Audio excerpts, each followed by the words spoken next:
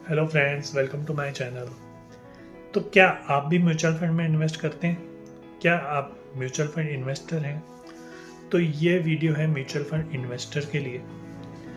तो mutual fund क्या होता है? म्यूचुअल फंड आपको अगर शेयर मार्केट की नॉलेज नहीं है तो आपको एक ट्रस्ट के थ्रू जो म्यूचुअल फंड होते हैं वो आपके पैसे को शेयर मार्केट में लगाते हैं एनालिसिस के थ्रू। तो जो भी म्यूचुअल फंड में इन्वेस्ट करता है अपना पैसा, तो म्यूचुअल फंड तीन तरीके के होते हैं। पहला है स्मॉल कैप, दूसरा है मिड कैप और तीसरा है लार्ज कैप। स्मॉल कैप मतलब स्मॉल कंपनी में इन्वेस्ट करते हैं।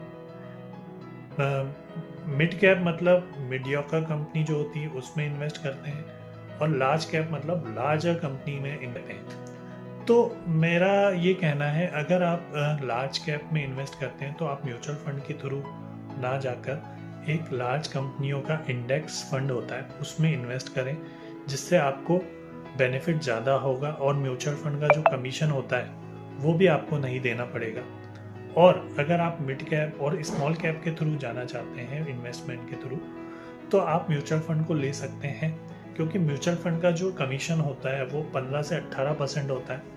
तो लार्जर कंपनी कभी डूब नहीं सकती, ना उसके शेयर प्राइस इतने फ्लक्चुएट होते हैं। तो लार्ज कंपनी में आप म्यूचुअल फंड के थ्रू ना जाकर लार्ज कंपनियों का इंडेक्स फंड में पैसा लगाए। इंडेक्स फंड मतलब उस कंपनियों का एवरेज, टॉप 10 कंपनियों का एवरेज। तो आप इस म्यूचुअल फंड के कमीशन को बचा सकते हैं। Thank you very much.